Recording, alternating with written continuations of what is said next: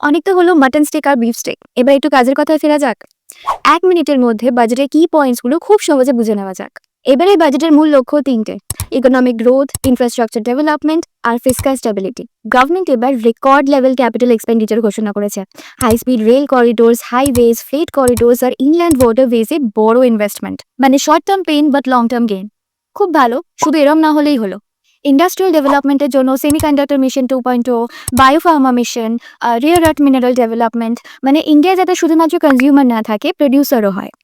এমএসএমইদের জন্য new growth fund, easier credit access আর compliance support, যার অফিসিয়াল এম হচ্ছে এমপ্লয়মেন্ট জেনারেশন আর স্মল বিজনেসদের বুস্ট করা।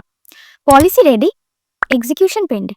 ইনকাম ট্যাক্স স্ল্যাবে বড় কোনো পরিবর্তন নেই, শুধু ট্যাক্স ফাইলিং একটু সহজ করা হয়েছে।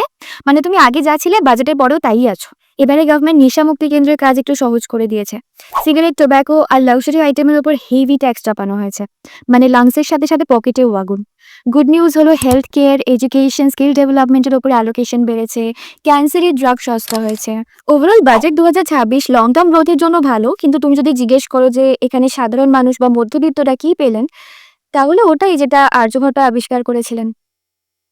ভিডিওটা ভালো লাগলে লাইক করো, বন্ধুদের সাথে শেয়ার করো আর আমাকে ফলো করতে ভুলো না। দেখা হচ্ছে পরের ভিডিওতে।